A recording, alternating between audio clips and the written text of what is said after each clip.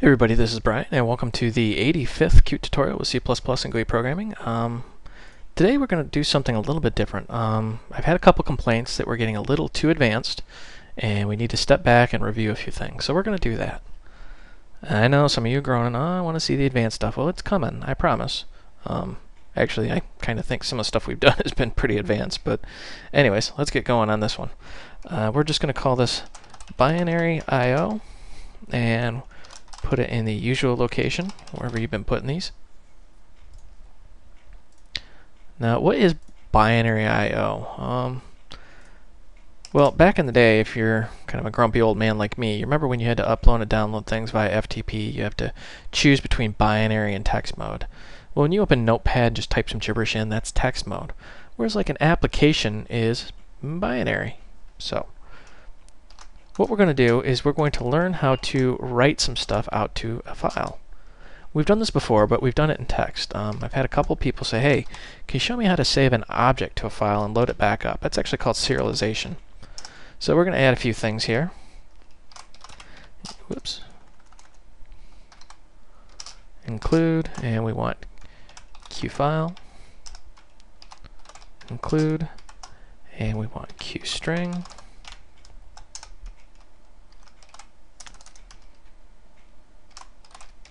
Include, and we want qmap. And last one, I promise, include, we want qdebug.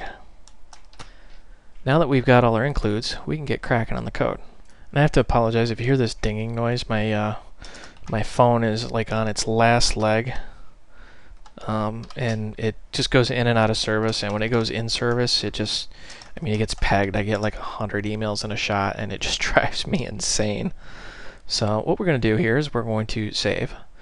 So we're going to say int mynum, and we're going to say 22.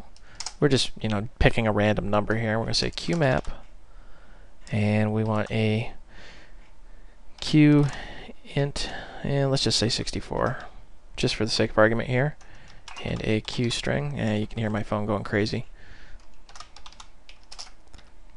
I really need to buy a new phone. See, I bought my phone back when it was hip and cool, and now it's just old and pathetic, but darn it, I like my phone. I paid a lot of money for it, so, well, actually I'm lying, I hate my phone. I'm really, really looking forward to getting a new one, but don't tell anybody that. So, we're just going to add a few things to our map here, and if you have no idea what I'm doing, I beg you go out and watch the other tutorials. We've covered all of this stuff. But just for the sake of argument, in case you haven't seen this, a map is like a list where you can add keys to it. So we're just adding a few things to our map here. And now we want to save it to disk. So we're going to say qfile, and we'll call this file. And let's say eDrive. Put this pretty much wherever you want to put your files. eDrive test, and we'll say myfile.txt. Don't get thrown by the .txt. We're actually going to write a binary file, but I'm going to open it up in Notepad and kind of show you the contents here. So we're going to say if not file open. So we want to do some basic error checking here, and we want qio device, and we want write only, because we're only going to write to this.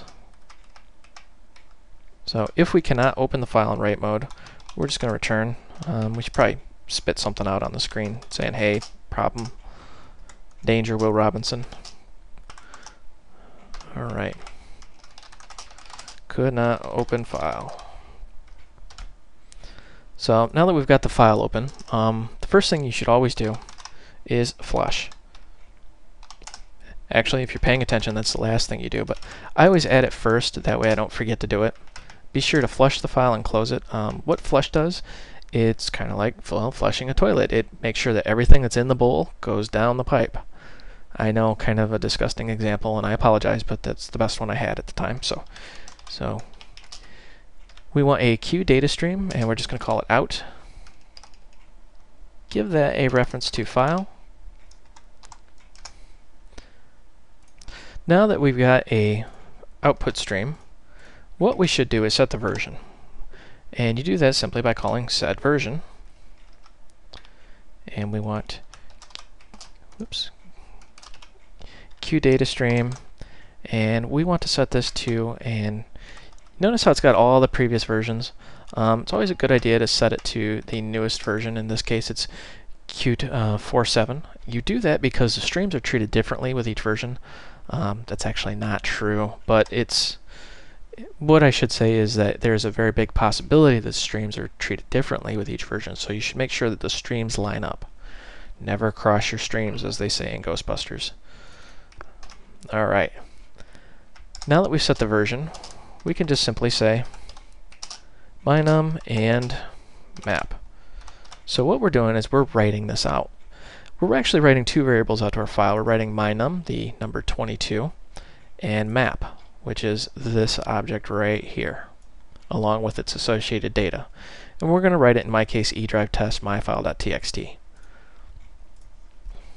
So let's go ahead and save.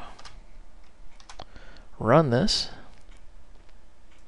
And we didn't output anything, but I can guarantee you that it saved. And now, if we go out to eDrive test, you can see there's my file. You can see there's this bizarre, looks like a cryptic alien language going on here. Well, that's actually non-printable characters is what's going on here. And this is probably this first little character, which you can't see, is the character 22, or the number 22.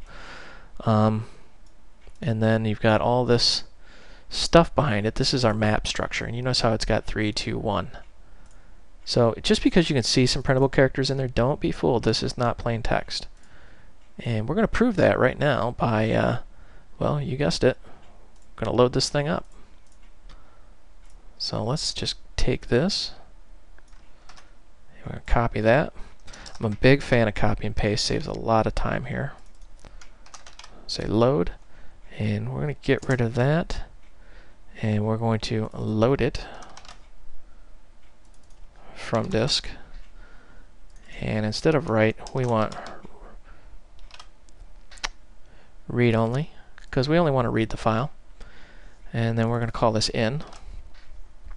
Remember to set the version, that way the streams line up. We don't need to flush because we're not writing anything, but we do need to read this back in a specific order. So what we're going to do is say in, and we want mynum, and then we want map. You always want to read it in the same order you wrote it out. If you try to do map then mynum, it's going to get all screwed up because it's going to try and read that first one, which is actually a int, mynum. So let's take this.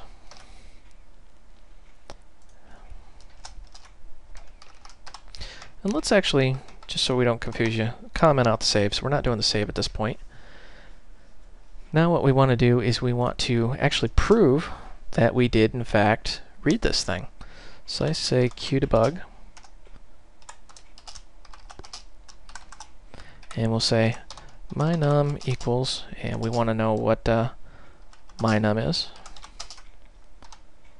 And then let's say for each, and we'll say qstring, and let's just call this item, and map values. And let's kind of scroll down here so you can see what's going on here. And we just want to do a qdebug. We just want to print that item out here. So we're just going to print the item. So real quick, let's review. We've commented out save because we just, for whatever reason, we don't want to overwrite the file. We just want to prove that we're actually reading it. So we're going to run load. So we've got our, actually, let's get rid of that. We've got our uninitialized mynum, our uninitialized map. We're reading it from the same file. We're doing read only. That way we're not modifying the contents of the file. We're, ooh, caught a bug. That would have been nasty. We're setting the version to make sure it matches up with the version that it was written in. And then we are reading in the same order that we wrote out. Closing the file, and then we're just printing it out on the screen. Let's run this, see what happens.